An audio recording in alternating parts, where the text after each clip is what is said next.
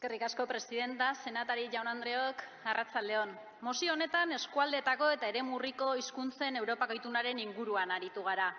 Honen aurrean, emendakin batzuk aurkeztu ditugu mozioa hobetzeko asmotan, baina azkenean erdibideko mozio bat adostea lehenetsi dugu. Uste dugulako momentu honetan gitxiengo konpromiso batzuk hartzea beharrezkoa dela Europako itunaren gainean. Eta espero dugu horrela behar duen bultzakada ematea. Espainiako estatuak Europako gutuna 2001an berretsi zuen. Itun hau berrestean, hizkuntza hauek babestu eta sustatzeko konpromisoa hartu zuen estatuak.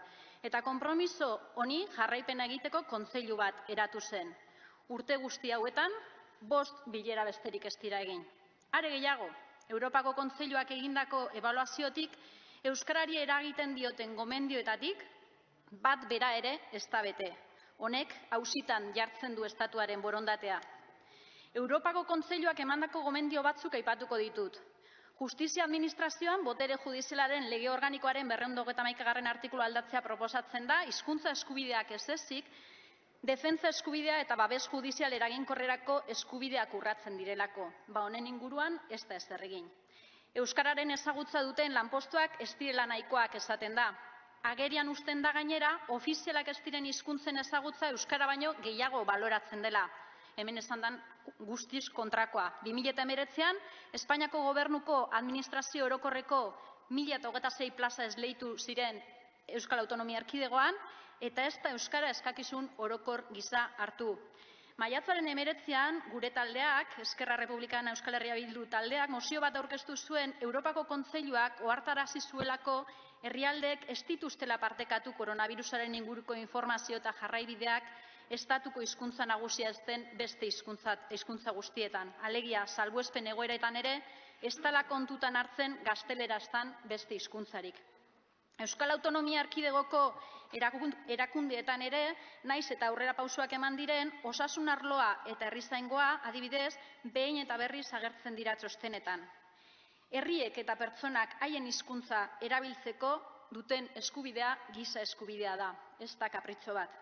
Eta eskubide hau erabili ahal izatea herrialde baten demokrazia maila neurtzeko adierazle bat da. Europako Batasunean 60 eremu urriko hizkuntza daude eta 56 milioi pertsonek hizkuntza hauetan hitz egiten dute. Europan elebakartasuna salbuespen bat da. Baina zoritxarrez, Estatu espainolean oraindik elebakartasuna defendatzen duten pertsonak aurkitzen ditugu. Eta gobernu eta erakunde batzuk elebakarreko estatu bat balitz bezala jarduten dute. Eta kontuan hartu beharko litzateke estatuko biztanleriaren ia erdia gazteleraz ez ezik beste hizkuntza baten hitz egiten den lurraldean bizi dela.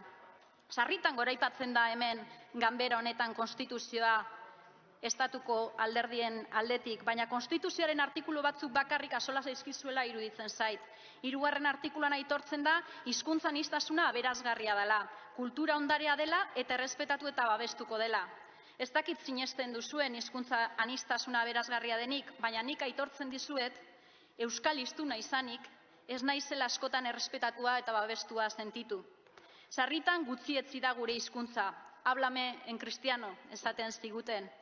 Errespetu falta askotan nabaritu dugu eta jasarpenak be ugari izan dira. Halan eta guztiz, euskalduna naz eta harro nago. Zorionez, txiki-txikitatik niretzean ikasi nuen lehen hizkuntza euskera izan da eta edozer adierazterakoan eroso sentitzen naz. Nire ama hizkuntzan hitz egiten. Hizkuntza bat komunikatzeko tresna bat baino gehiago da. Hizkuntza baten berezitasunek hizkuntza horren hiztunen eta beraien kulturara hurbiltzera eramaten gaitu. Nik nire hizkuntza maite dut eta horregaitzik zaintzen dut. Maite duguna bakarrik zaintzen dakigulako. Eta gustatuko litzaidake naiz eta hizkuntza bat ez menperatu, behintzat gobernuan ardura dutenek hizkuntza ezberdinak maitatzea. Ziur nago momentu horretan benetako konpromisoak hartuko liratekela. Milioika herritarrok normaltasunez bizi nahi dugu gure hizkuntzan, baina gaur egun ezinezkoa zaigu. Estatuko gobernu ezberdinek Europako itunaren konpromiso bat zuten, baina ez da bete urte guzti hauetan. Jarrera aldaketa bat ikusiko dugu? Auskalo, denborak esango digu. Gu saiatuko gara, behintzat gure ondarea zaintzen eta zabaltzen. Eskerrik asko eta arratsalde on. Gracias, señoría.